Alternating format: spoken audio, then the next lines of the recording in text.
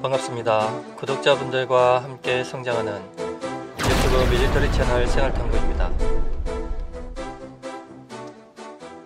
2020년대 들어 한국 해군은 지속적인 해군력 투자가 가시화되면서 성능에서 부족했던 기존 함정들을 퇴역시키고 신형함으로 해역 함대가 재편되며 특히 해군의 중심인 호위함 전력 형상이 크게 증강되고 있습니다.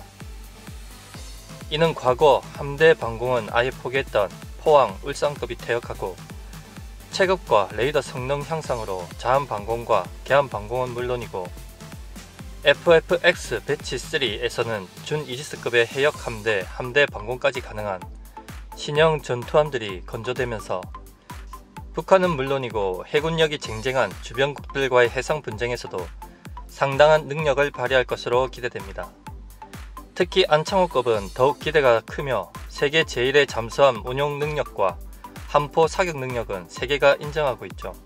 하지만 과거에는 한국의 군사력이 북한의 남침 대비로 육군 전력의 예산이 편중되는 결과를 가져왔고 그동안 해군은 미 해군 7함대에 의존하여 연안 방어용 성격의 편성을 어쩔 수 없이 형성해 왔습니다. 얼마 전만 해도 주력 전투함을 제외한 함정들은 대공 방어를 위해 휴대용 보병 지대공 미사일인 미스트랄을 사용했었죠. 하지만 이런 열악한 함정 체계에도 불구하고 해군은 함포 사격으로 극복해 버렸습니다. 림팩 훈련만 열리면 함포 사격률과 함포 정확성 1위는 한국 차지였죠. 하지만 일본 해상자위대는 여전히 한국 해군을 무시하고 있습니다. 아니, 그냥 한국 자체를 무시하죠.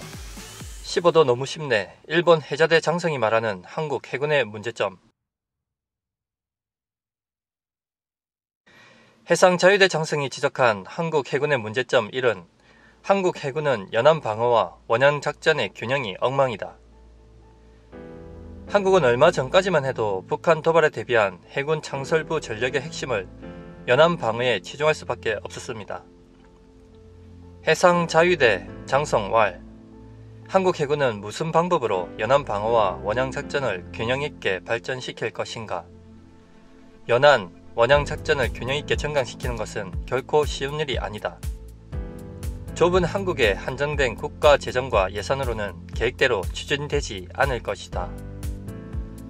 하지만 해상자위대 장군의 걱정에도 불구하고 한국 해군은 다양한 전력 전강 사업을 진행 중이며 2020년 이후 장보고 3급 9척, KDX-3 배치 2 3척, KDDX 6척, FFX 배치 3 6척, 대구급 2척, PKMR 4척 외 18척, 경항모 1척, 상륙함 4척, 기뢰전함 2척, 전투지원함 1척 등을 추가 확보할 예정으로 해상자위대가 한국을 걱정해줄 일은 아니죠.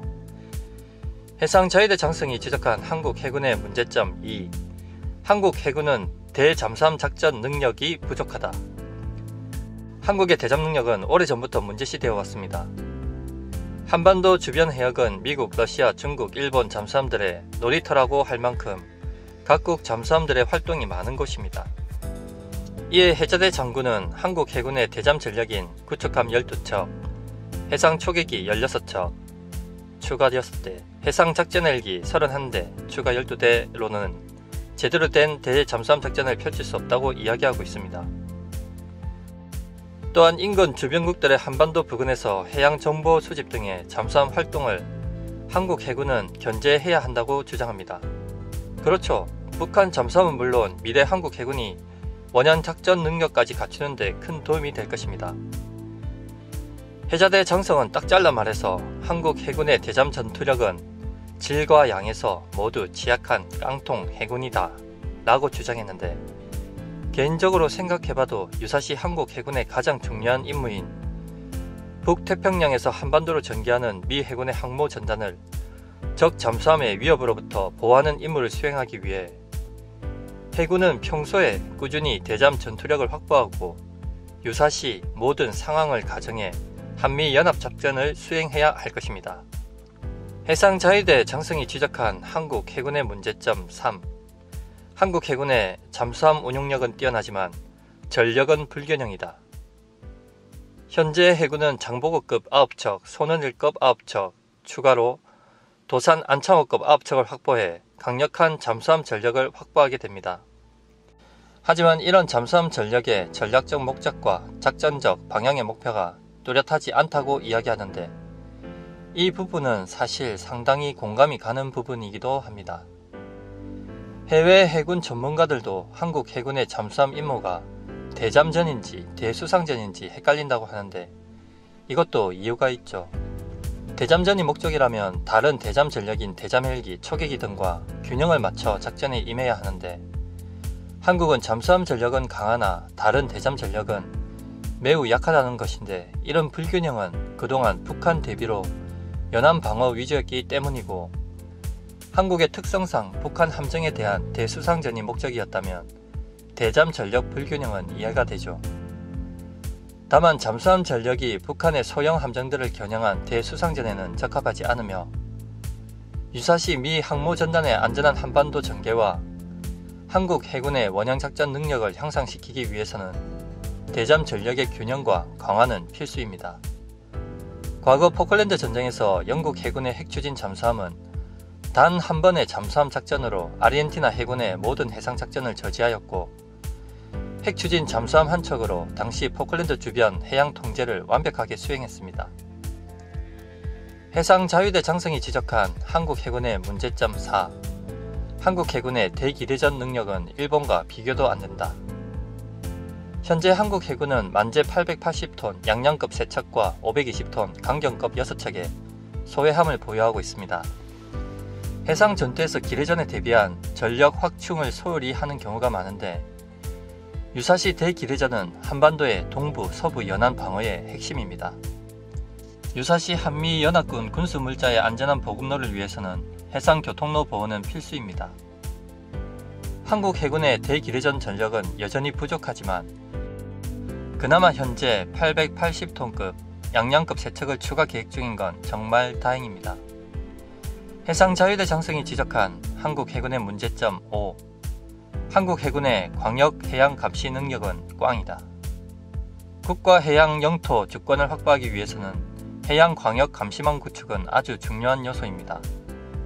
특히 한반도는 수심이 낮은 서해와 남해는 대잠수함 작전이 어려운 환경이며, 이를 해결하기 위해서는 대잠 헬기 전력 확충과 부위형 또는 해저 매설형 상시 감시 체계 확보가 절대 필요합니다. 왜 아무도 이걸 신경 안 써?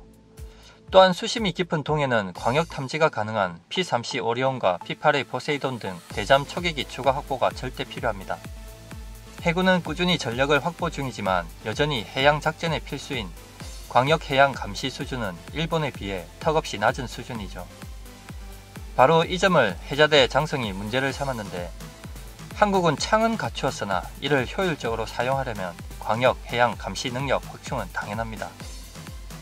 마치며 그동안 한국에서도 꾸준히 지적되었던 해군의 정보 수집 능력, 전력의 불균형을 지적한 건 기분은 나쁘지만 상당히 공감되는 부분이 많습니다. 하지만 현재 해군이 계획한 사업들의 결과물인 신규 전력이 2020년 이후 실전 배치되면 많은 부분이 해결될 것으로 예상되며, 대한민국 해군은 다시 한번 성장하는 계기가 될 것입니다. 시청해 주셔서 감사합니다. 구독과 좋아요 알림은 기쁨입니다.